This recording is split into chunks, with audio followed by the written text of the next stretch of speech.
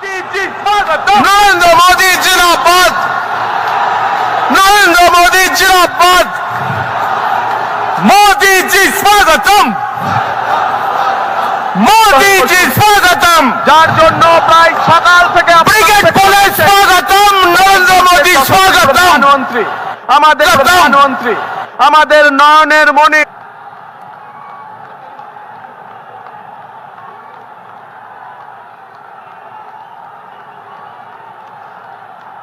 নরেন্দ্র মোদি ভারত আমার প্রিয়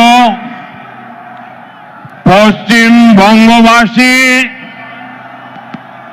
ভাই ও বোনেরা,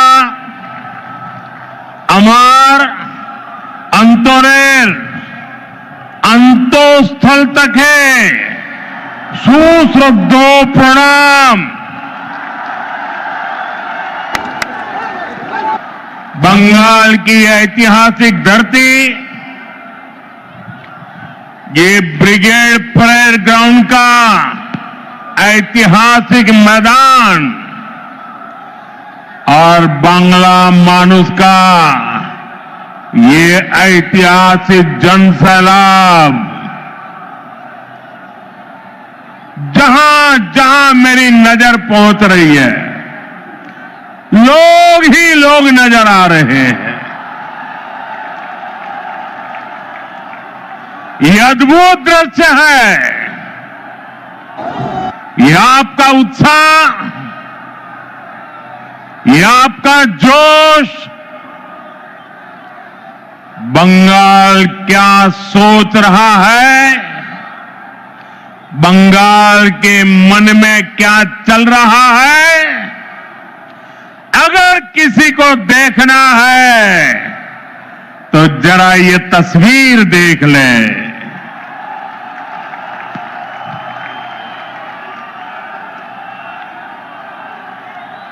ब्रिगेड परेड ग्राउंड का इतिहास साक्षी है, जब जब बंगाल देश को दिशा देता है, ये ब्रिगेड मैदान बंगाल की आवाज बनता है। इस मैदान से अंग्रेजी हुकूमत के खिलाफ उठी आवाज, और वो आवाज हिंदुस्तान में क्रांति बन गई थी।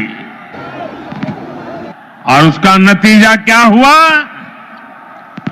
अंग्रेजों के अत्याचार और लूट का खात्मा हुआ। आज एक बार फिर ब्रिगेड ग्राउंड से नए बंगाल की क्रांति का बिगुल बज गया है।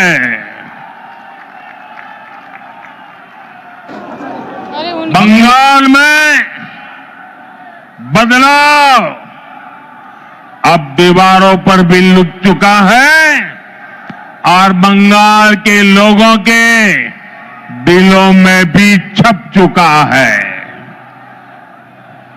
अब बंगाल से निर्मम सरकार का अंत होकर रहेगा। अब बंगाल से महाजंगल राज का खात्मा होगा। इसलिए बंगाल के हर कोने से आवाज उठ रही है, चाहे बीजेपी सरकार, चाहे बीजेपी सरकार। साथियों, कल टीएमसी ने इस रैली में आने वाले आप सभी लोगों को चोर कहकर गाली दी है। असली चोर कौन है, ये बंगाल की प्रबुद्ध जनता जानती है। अपनी कुर्सी जाते हुए देखकर यहां की निर्मम सरकार बौखला गई है। साथियों, आज भी इस मशाल सभा को रोकने के लिए निर्मम सरकार ने सारे हथियार निकाल लिए। आप लोगों को आने से रोकने के लिए ब्रिज बंद करवा दिए, गाड़ियां रुकवा दी, ट्रैफिक जैम करवाया, भाजपा के झंडे उखड़वा दिए, पोस्टर फड़वा दिए। लेकिन निर्मम सरकार, साफ साफ देख लो, आज के जन सैलाब को रोक नहीं पाई हो। बंगाल में महाजंगल राज लाने वालों का काउंटडाउन शुरू हो चुका है।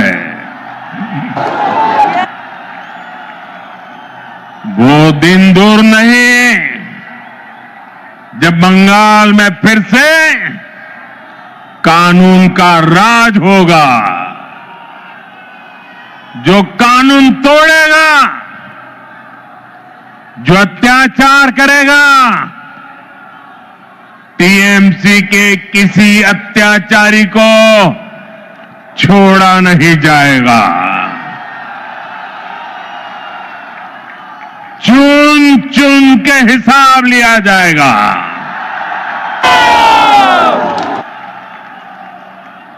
भाइयों बहनों, यहां की निर्मम सरकार चाहे अब जितना जोर लगा ले, परिवर्तन की इस आंधी को अब निर्मम सरकार रोक नहीं पाएगी। भाजपा के साथ, एनडीए के साथ महिषासुर मर्दिनी का आशीर्वाद है। श्री रामकृष्ण परमहंस, स्वामी विवेकानंद, नेताजी सुभाष चंद्र बोस, ऋषि बंकिम चंद्र, गुरुदेव रविन्द्रनाथ टैगोर, ईश्वर चंद विद्या, बागा जतीन और खुदीराम बोस, डॉक्टर श्यामा प्रसाद मुखर्जी, लोक माता रानी रोशमणी, ऐसी सभी महान विभूतियों ने जिस बंगाल की परिकल्पना की थी, भारतीय जनता पार्टी की सरकार उस बंगाल का निर्माण करेगी, नवनिर्माण करेगी।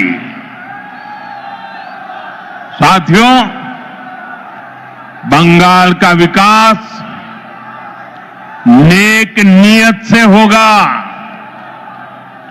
सही नीतियों से होगा। बंगाल में अभी हमारी सरकार नहीं है, लेकिन फिर भी केंद्र सरकार के जरिए बीजेपी दिन रात बंगाल के विकास में लगी हुई है। आज भी अभी मैंने 18,000 करोड़ रुपए 18,000 करोड़ रुपए से अधिक की परियोजनाओं का उद्घाटन और शिलान्यास किया है।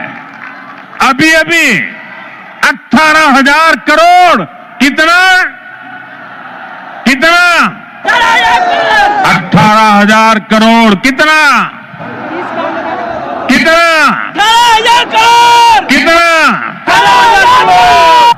4 दिन पहले ही कैबिनेट ने पश्चिम बंगाल के लिए मल्टी ट्रैकिंग प्रोजेक्ट्स को भी मंजूरी दी है। ये सभी प्रोजेक्ट पश्चिम बंगाल में कनेक्टिविटी को बेहतर बनाएंगे। इसका फायदा यहां के सामान्य मानवी, किसान, व्यापारी और स्टूडेंट्स को मिलेगा। भाइयों बहनों, यहां की निर्मम सरकार ने बंगाल के युवाओं को पलायन का अभिशाप दिया है। आप सब जानते हैं, बंगाल के युवा प्रतिभा और हुनर में सबसे आगे है। बंगाल के युवा मेहनत करने में सबसे आगे है। बंगाल एक समय पर पूरे भारत के विकास को गति देता था। बंगाल व्यापार और उद्योगों में सबसे आगे था। लेकिन आज हालत क्या है? यहां का युवा ना डिग्री ले पा रहा है और ना ही उसे रोजगार मिल रहा है। आपके बेटे बेटियों को काम की तलाश में दूसरे राज्यों में पलायन करना पड़ता है। साथियों, पहले कांग्रेस, फिर कम्युनिस्ट और अब टीएमसी, ये लोग एक के बाद एक आते रहे, अपनी जेबें भरते रहे और बंगाल में विकास के काम ठप पड़े रहे। इंफ्रास्ट्रक्चर के मामले में हमारा बंगाल पीछे होता चला गया। उद्योग धंधे बंद होते चले गए। यहां टीएमसी सरकार में नौकरियां खुलेआम बेची जा रही है। भर्तियों में घोटाले हो रहे। अब समय आ गया है। अब समय आ गया है। ये हालात बदले। बंगाल के युवाओं को बंगाल में काम मिले। ये नौजवान बंगाल के विकास का नेतृत्व करें। এই স্বপ্ন আপনার আর এই স্বপ্ন পূরণ করা মোদির গ্যারান্টি। মোদির গ্যারান্টি।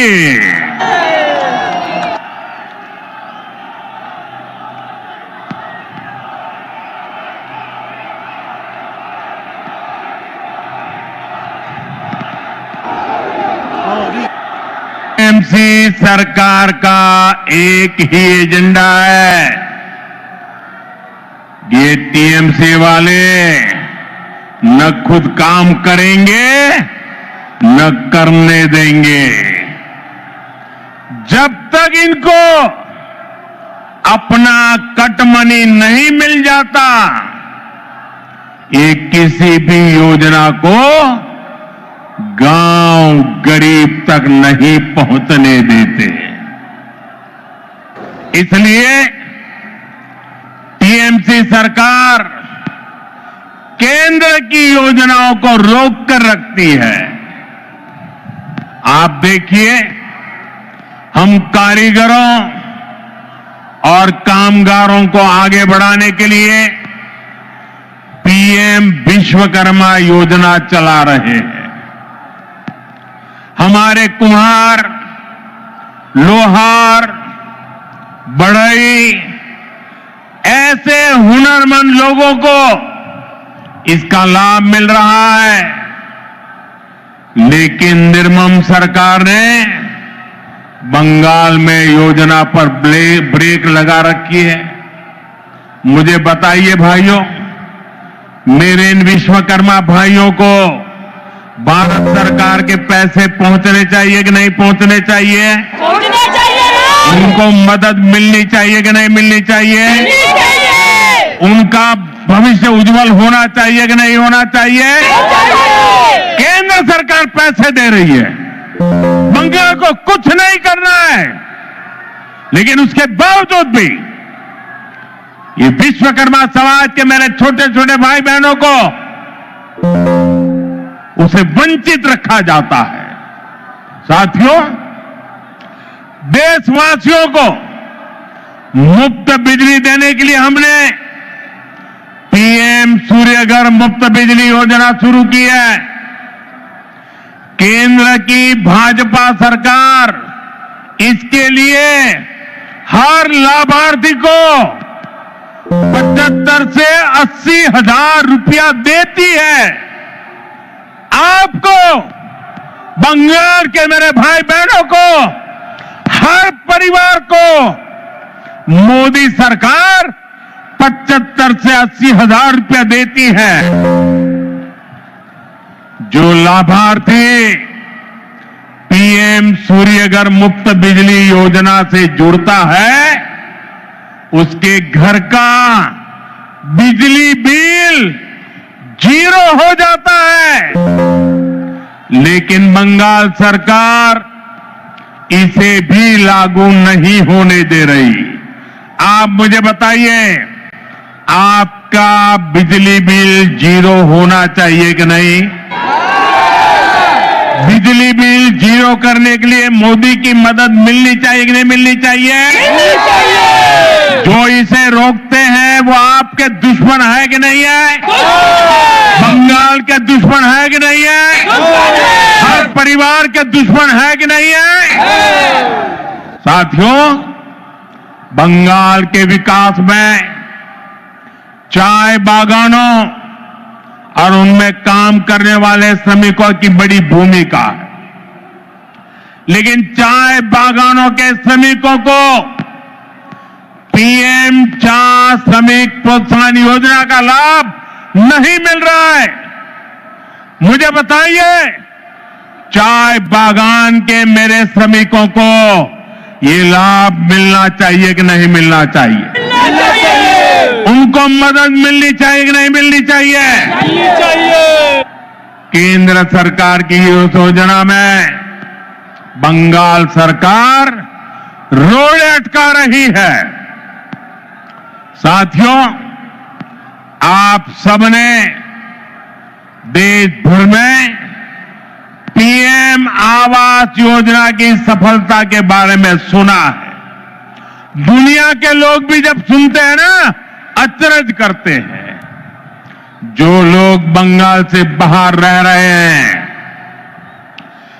ऐसे हर गरीब परिवार को पक्का घर मिल रहा है।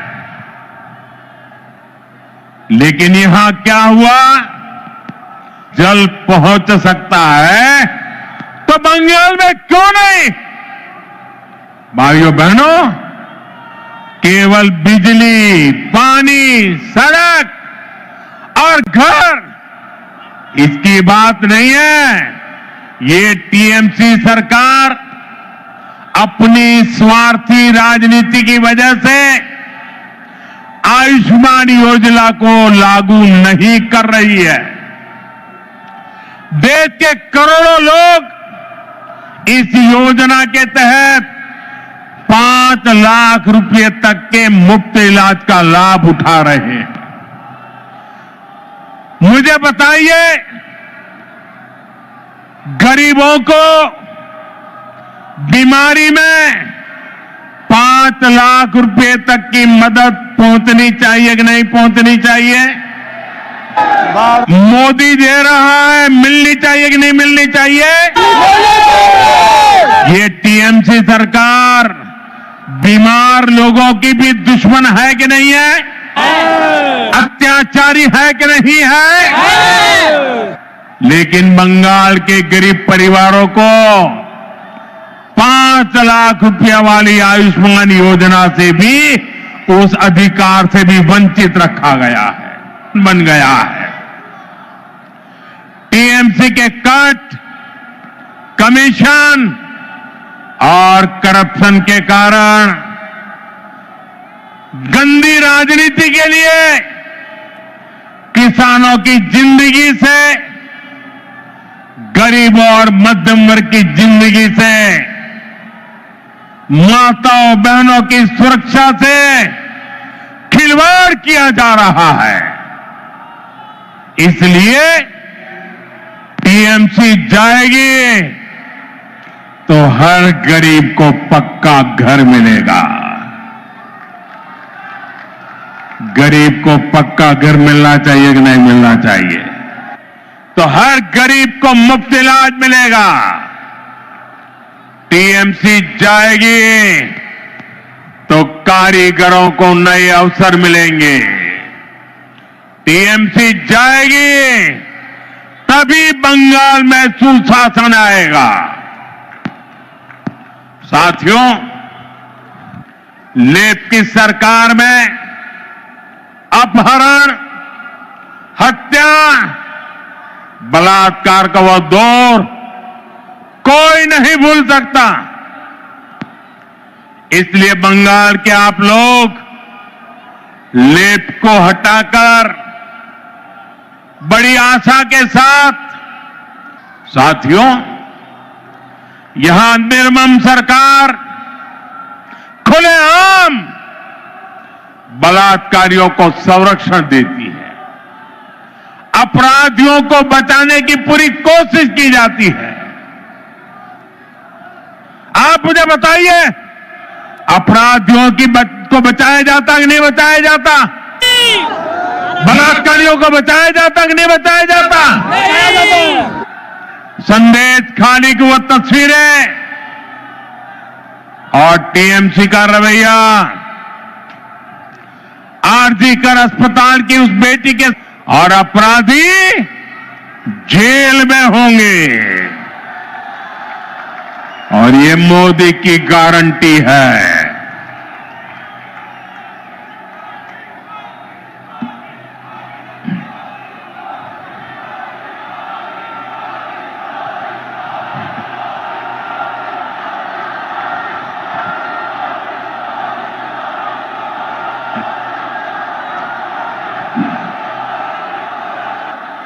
टीएमसी सरकार गुंडों और अपराधियों की बैसाखी पर चलती है। रंगबाजी और कटमनी ये टीएमसी की कमाई का जरिया है। ये लोग जानते हैं, जिस दिन बंगाल के लोग खुलकर सामने आ गए, टीएमसी की विदाई पक्की है। और मैं दृश्य देख करके कह सकता हूं, अब टीएमसी को बचाने वाला कोई नहीं बचा है।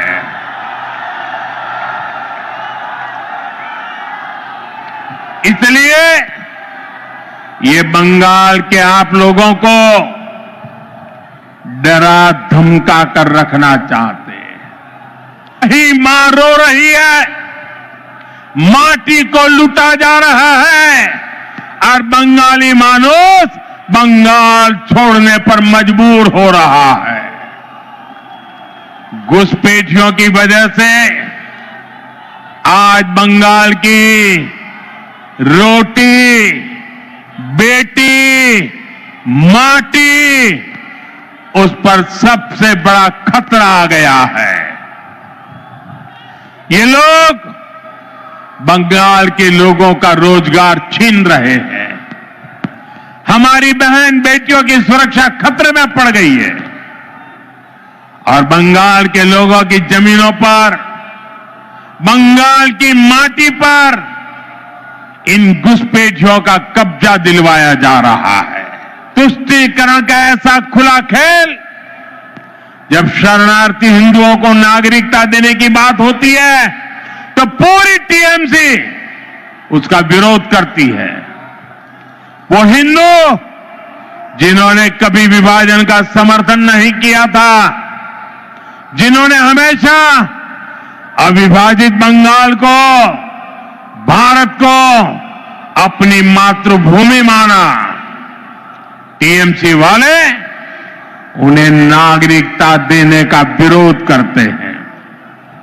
हिंदुओं को तो अपनी वोट बैंक नहीं समझते, उनसे उनके आपराधिक गिरोह नहीं बढ़ते, इसलिए ये लोग एसआईआर का भी विरोध करते हैं ताकि घुसपैठियों के नाम वोटर लिस्ट से हट न जाए, वोटर लिस्ट शुद्ध न हो जाए।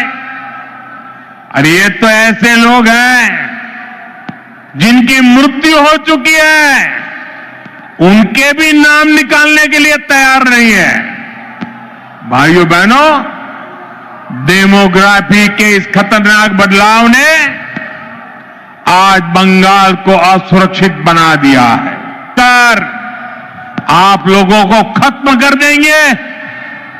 संविधान की कुर्सी पर बैठकर ऐसी धमकी, करोड़ों बंगाली लोगों को खत्म करने की बात आपके मुंह में शोभा नहीं देती है।